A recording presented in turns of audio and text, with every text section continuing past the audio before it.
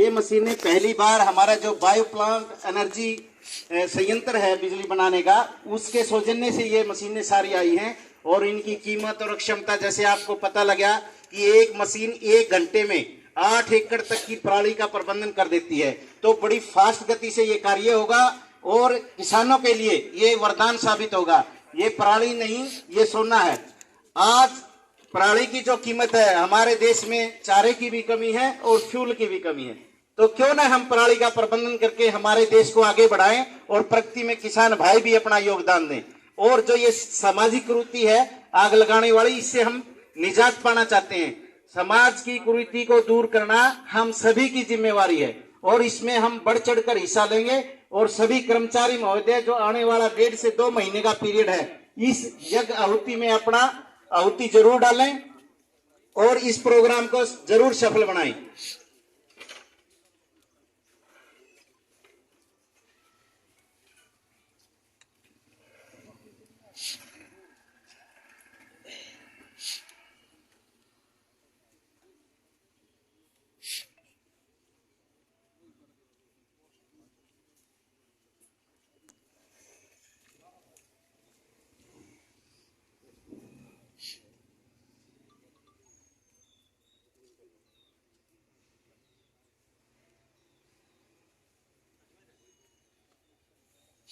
अभी बहुत शीघ्र ही हमारे बीच में माननीय विधायक जी श्री कृष्ण चंद्र मीडा जी भी पहुंचने वाले हैं।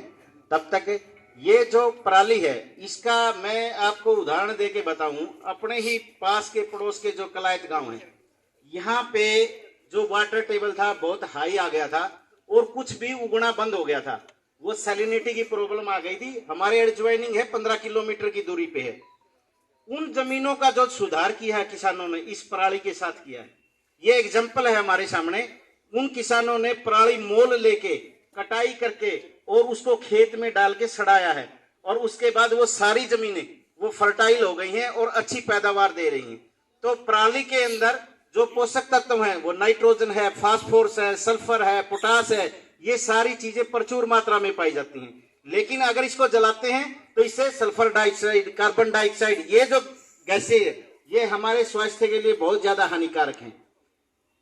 जो ऑर्गेनिक कार्बन है, काला अंश जिसको बोलते हैं जमीन के अंदर, और जो एक अहम पार्ट है किसी चीज का पैमाना है, अगर हम फर्टिलिटी का पैमाना मानते हैं उपजाऊपन का, तो वो है काला अंश, ऑर्गेनिक मैटर। और ये किसी अन्य चीज से प्राप्त नहीं होता, ये हमारे फसल अवशेष से, काऊ डंग से, गोबर से, गली सड़ी या केंचुआ खाद से, ये चीजें हैं जिससे हम ऑर्गेनिक मैटर जमीन के अंदर बढ़ा सकते हैं।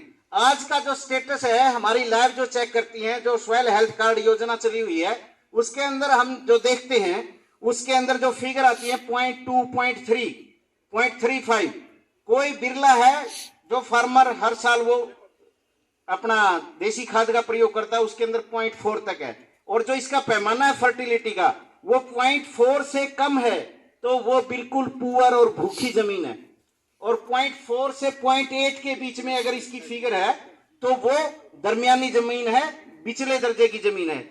0.8 से जो ज्यादा है वो जमीन उपजाऊ मानी जाती है, जिसके अंदर आप कैसा भी दाना दो, कोई भी फसल लगाओ, भरपूर पैदावार आपको मिलेगी। तो ऑर्गेनिक मैटर सबसे जो रिच सोर्स है वो हमारे पास फसल अवशेष हैं। इनको, और देखो 2 पार्ट हैं फसल इसके पराली प्रबंधन के। फर्स्ट है इन सिटू, यानी कि जहां पराली पड़ी है वहीं उसका समाधान। दूसरा पार्ट है एक्स सिटू, यानी कि उस स्थान से ले जाके कहीं उसका और पर्पज के लिए उसका प्रबंध करना। सबसे बेस्ट जो मेथड है वो इन सिटू है। अगर हम किसान की सोच के हिसाब से देखें, वो अपनी जमीन को सुधार का प्रोग्राम लेके सोचें और उसकी फर्टिलिटी के बारे में सोचें, क्योंकि जो खेत है वो किसान का बैंक है।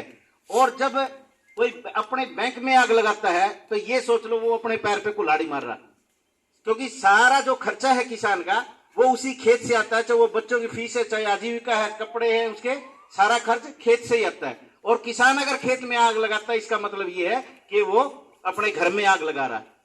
सबसे बेस्ट जो इसका प्रबंधन होगा वो इन सिटू होगा कि आप सारे फन अवशेष को, माननीय विधायक डॉक्टर कृष्ण मीडा जी हमारे बीच में पहुंच चुके हैं। उनकी गरिमामयी उपस्थिति के अंदर मैं हमारे सभी स्टाफ से अनुरोध करूंगा, माननीय डॉक्टर कृष्ण चंद्र मीणा जी का बहुत बहुत अभिनंदन है, बहुत बहुत स्वागत है। वेलकम सर, बहुत बहुत अभिनंदन। डॉक्टर साहब हमारे बीच में पहुंच चुके हैं, वेलकम सर।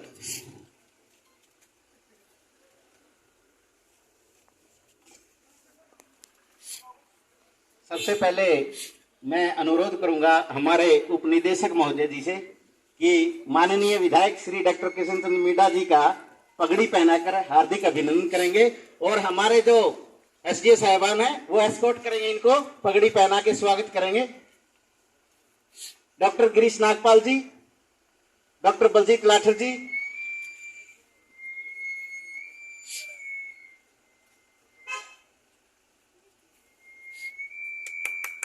बहुत बहुत अभिनंदन है डॉक्टर साहब का, बहुत बहुत अभिनंदन आज के इस लोकार्पण समारोह के अंदर इनकी। मैं दोबारा अनुरोध करूंगा अपने उपनिदेशक महोदय से, माननीय उपायुक्त महोदय श्री इमरान रजा साहब उनको पगड़ी पहना के उनका हार्दिक स्वागत करेंगे।